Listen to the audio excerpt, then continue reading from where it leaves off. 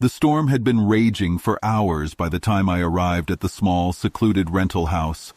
Rain hammered against the windshield, and my headlights barely penetrated the inky darkness that surrounded the narrow, forested road. The listing had seemed perfect, a cozy retreat to clear my head after the breakup. Quiet, private, and scenic, the ad had boasted.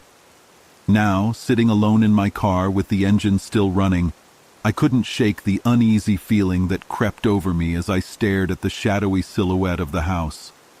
I killed the engine and grabbed my bag from the passenger seat, hesitating before stepping out into the deluge.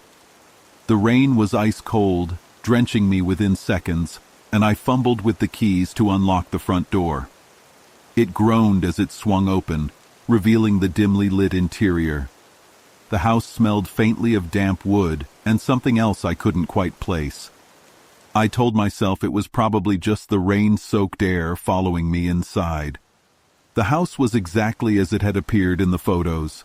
A small living room with a worn brown couch, a modest kitchen with outdated appliances, and a single hallway leading to the bedroom and bathroom. Yet, something felt off. The shadows seemed to linger a little too long in the corners, and the silence was oppressive, broken only by the rhythmic tapping of rain on the windows. I locked the door behind me, setting my bag on the couch. "It's just a house," I muttered under my breath. "Stop being ridiculous." But as I walked through the space, turning on lights and inspecting the rooms, the unease grew stronger. The air felt heavy, almost suffocating, and there was a strange sensation, like being watched. In the bedroom, I found a neatly made bed and a small wooden wardrobe. A single framed photograph sat on the nightstand. It was an old black and white image of a man standing in front of the house, his face unsmiling and his eyes staring directly into the camera. Something about his expression made my skin crawl. I turned the frame face down. Back in the living room, I rummaged through my bag for my laptop, determined to distract myself with a movie. As I settled onto the couch, the storm outside intensified. The wind howled, rattling the windows, and the lights flickered momentarily. Then I heard it. A faint creak, like a footstep, coming from the hallway. I froze, my heart pounding. "It's an old house," I told myself, but the sound had been distinct, too deliberate. Slowly, I set the laptop aside and stood, straining to hear over the storm. Silence. Gripping my phone tightly, I moved toward the hallway, my bare feet padding softly against the floor. The dim light from the living room barely reached the end of the corridor, where the bedroom door stood ajar. I could have sworn I'd left it closed. "Hello?" I called, my voice trembling. No answer. I crept forward, every nerve in my body screaming for me to turn back. My hand shook as I pushed the bedroom door open, the hinges squealing in protest. The room was empty, exactly as I'd left it. I glanced at the nightstand. The photograph was back upright. My stomach dropped. I backed out of the room, slamming the door shut and running back to the living room. My rational mind fought to calm me down. "You must have bumped it," I whispered, though I knew that wasn't true. I checked the locks on the front and back doors, triple-checking them before returning to the couch. I wrapped myself in a blanket, my eyes darting toward the hallway every few seconds. Hours passed, or maybe it was just minutes. It was hard to tell. The storm continued, and the house seemed to groan and shift with every gust of wind.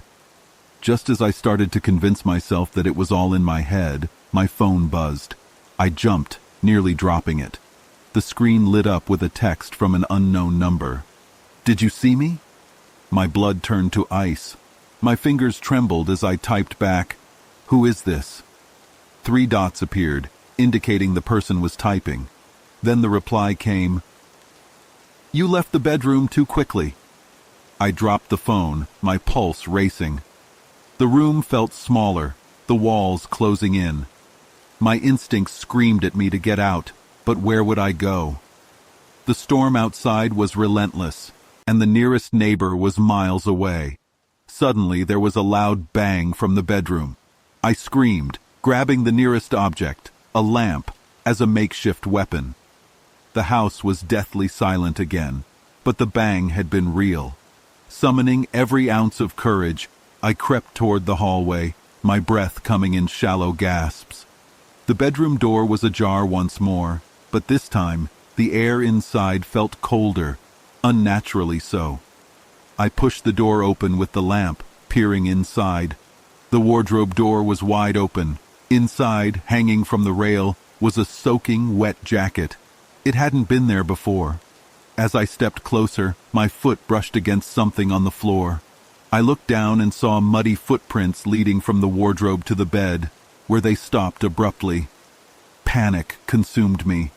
I grabbed my bag from the living room, threw on my coat, and bolted for the front door.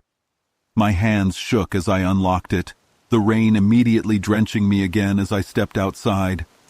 I didn't care. I just needed to get to the car. I fumbled with the car keys, dropping them in the mud before finally unlocking the door and climbing inside. The headlights illuminated the house, and for a split second, I thought I saw someone standing in the window, watching me. I floored the gas pedal, the tires spinning briefly before finding traction. As I sped down the narrow road, I glanced in the rearview mirror, expecting to see the house fading into the distance. But instead, I saw him. The man from the photograph, sitting in my back seat, his unsmiling face reflected in the mirror. I screamed, the car swerving wildly before crashing into a ditch. The last thing I heard before everything went black was his voice, low and chilling. "You shouldn't have come here." When I regained consciousness, the first thing I noticed was the rain. It was still coming down in torrents, hammering against the car's roof and windows like a relentless drumbeat. My head throbbed, and when I reached up, my fingers came away sticky with blood. The crash had thrown me forward into the steering wheel, but I was otherwise intact, physically at least. But I wasn't alone. The man was gone from the back seat. The rearview mirror reflected only the empty cabin of my car, but that didn't comfort me. I could feel it, that suffocating, oppressive sensation of being watched. It was like the air itself had weight, pressing down on me. I tried the ignition. The car groaned but wouldn't start. Panic began to creep in as I sat there, gripping the wheel, my breaths coming faster and shallower. I was trapped, miles from anyone, and the storm outside was impenetrable. "Okay, Anna, think," I whispered to myself, my voice shaky. "You can't stay here." I grabbed my phone from the passenger seat, the screen cracked but still functional. No signal. Of course. I bit my lip, trying to hold back tears. There was no choice. I'd have to go back to the house. The thought made my stomach churn, but staying in the car felt even worse. Whoever, or whatever, had been in the house was out here now, and sitting still felt like inviting it to find me again. I shoved the door open, wincing as the rain hit my face like tiny needles. I clutched my jacket tightly around me as I stumbled back up the muddy road, my shoes slipping with every step. The house loomed in the distance, its outline barely visible through the storm. The windows were dark now, lifeless, but I couldn't shake the feeling that it was watching me. When I finally reached the porch, I hesitated, my hand hovering over the door handle. Every instinct screamed at me to turn back, to run into the forest and keep going until I found safety. But safety was an illusion. I pushed the door open and stepped inside. The air was colder than before, and the smell, damp wood and that strange, sour scent, was stronger. I locked the door behind me, leaning against it as I tried to steady my breathing. My eyes darted around the room, searching for any sign of movement, but everything was as I'd left it. The living room was silent, save for the occasional creak of the old wood beneath my feet. My gaze fell on the couch, and I froze. The photograph from the bedroom was sitting on the armrest, its frame tilted slightly as if placed there in haste. I swallowed hard and approached it, my hands shaking. The man in the photo was the same as before, standing in front of the house with that unsettling, unsmiling expression. But now, there was something different, something that hadn't been there before. Behind him, faint but unmistakable, was a figure in the window. I threw the frame down, the glass shattering on the floor. The sound echoed unnaturally loud in the small space, and I half expected it to summon something from the shadows. But nothing happened. I moved quickly, grabbing the landline phone from the kitchen wall. I hadn't thought to use it before, but now, it was my only hope. I pressed it to my ear and dialed 911. The line clicked, then went silent. "Hello?" I said, my voice trembling. "Is anyone there?" A faint, distorted voice crackled through the receiver. "Anna, why did you come back?" I dropped the phone, my chest tightening with terror. The voice had been warped, but it was his, the man from the photo. The lights flickered again, plunging the house into brief darkness before they returned, dimmer than before. My heart pounded as I backed into the living room, my eyes darting toward the hallway. The bedroom door was wide open now. "No," I whispered, shaking my head.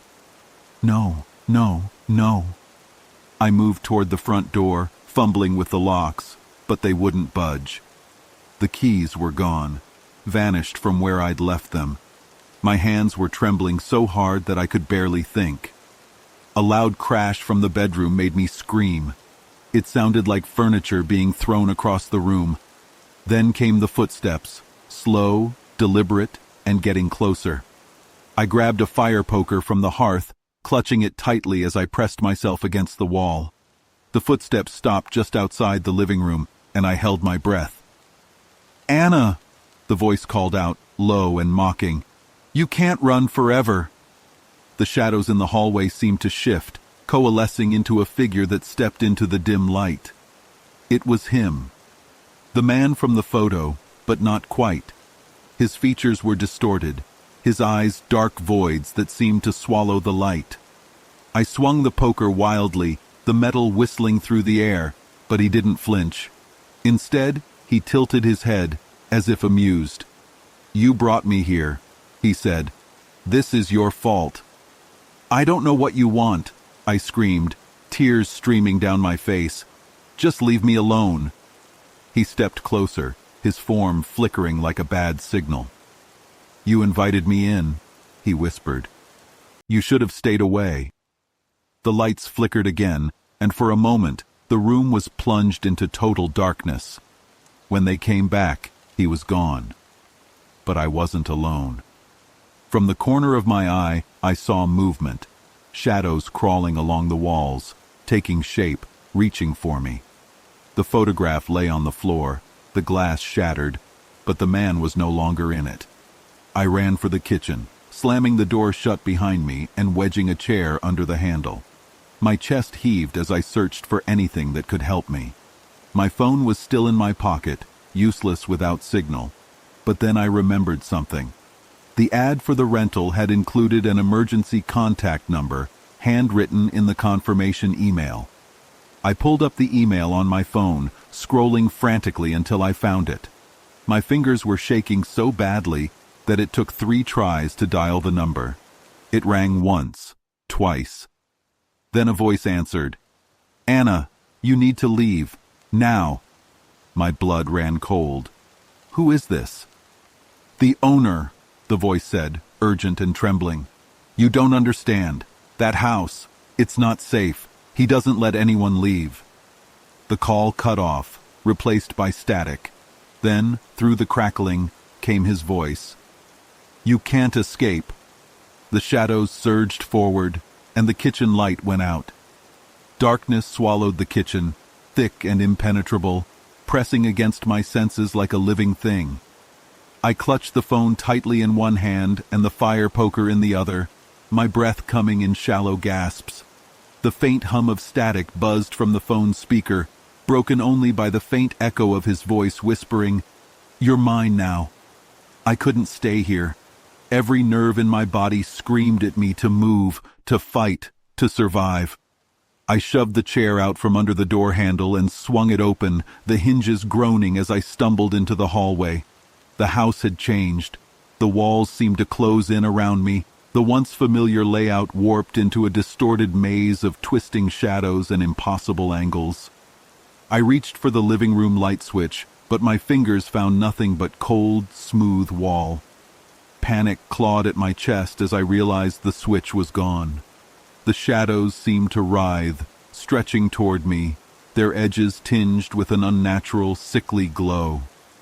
I turned toward the front door, the fire poker raised like a lifeline. As I moved, I heard the faint sound of laughter, low and menacing, echoing from every direction. "You can't leave," the voice said, softer now, but closer. I reached the door and grabbed the handle, pulling with all my strength. It didn't budge. The keys were still gone, and the deadbolt was locked tight. My pulse thundered in my ears as I pounded on the door, screaming for help. The laughter grew louder, joined by faint whispers that seemed to come from the walls themselves. "Stay with us, Anna," they murmured. "You belong here." I spun around, my back pressed against the door, and saw him again. The man from the photograph stood at the end of the hallway, his face shrouded in shadows. But this time, he wasn't alone. Figures began to emerge from the darkness, their forms flickering like static on a broken television screen. They were wrong, impossibly tall, their limbs twisted at unnatural angles, their eyes glowing faintly like embers. "No," I whispered, shaking my head. "This isn't real." One of the figures stepped closer, its movements jerky and inhuman. It reached out a long, spindly arm, its fingers stretching toward me. I swung the fire poker wildly, the metal connecting with a sickening crunch. The figure shattered into a cloud of black smoke, but the others didn't stop. I turned and ran, bolting down the hallway toward the bedroom. The whispers followed me, growing louder and more frantic, like a chorus of voices all calling my name. The bedroom door was open, the light inside flickering weakly. I stumbled in and slammed the door behind me, wedging a chair under the handle just as I had in the kitchen. My chest heaved as I backed away, my eyes darting around the room. The photograph lay on the nightstand again, perfectly intact. But now, the image had changed. The man was no longer standing in front of the house. Instead, he was inside, his face pressed against the glass of the bedroom window, staring directly at the camera. My breath hitched as I turned toward the window. The rain was still pouring outside, but through the glass, I could see him. He stood motionless in the storm, his eyes locked on mine, his mouth stretched into a grotesque, unnatural grin. Suddenly, the wardrobe door creaked open behind me. I spun around, raising the fire poker, but the wardrobe was empty, at least at first glance. Then I noticed the footprints, muddy, wet prints leading from the wardrobe to the bed. My stomach churned as I realized they hadn't been there before. The bed shifted, as though something was crawling beneath it. I stepped back, my legs trembling, and swung the poker toward the floor. The bed frame groaned, and for a moment, everything went still. Then, with a deafening crash, the bed was flung against the wall, revealing the space beneath it. It was empty. The whispers grew louder, echoing inside my skull. I pressed my hands to my ears, trying to block them out, but they only grew more insistent. "Look at me," the voice said, low and commanding. I turned slowly, against my will, and saw him standing in the center of the room. His form flickered like a dying light bulb, his features twisted into a horrifying blend of human and something else entirely.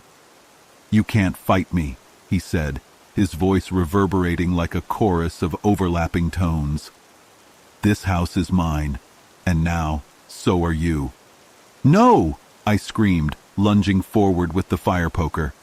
The metal passed through him as though he were made of smoke, and I stumbled, falling to my knees. The shadows closed in around me, their cold tendrils wrapping around my limbs, pulling me down. The room began to spin, the walls dissolving into darkness. "Please," I whispered, tears streaming down my face. "Please let me go." His face loomed above me, his empty eyes filling my vision. "You invited me," he said. "You brought this on yourself." Then everything went black. When I woke up, I was lying on the living room floor. The house was silent, the storm gone. Sunlight streamed through the windows, warm and golden, as though the night before had never happened. I sat up slowly, my body aching, and looked around. The photograph was gone. The muddy footprints were gone. The house was exactly as it had been when I first arrived, but I knew it wasn't over.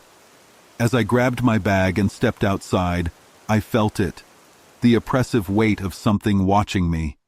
The air was too still, the silence too perfect. I glanced back at the house one last time, and for a split second, I thought I saw him standing in the window, watching me leave. I didn't look back again, but as I drove away, the whispers followed me.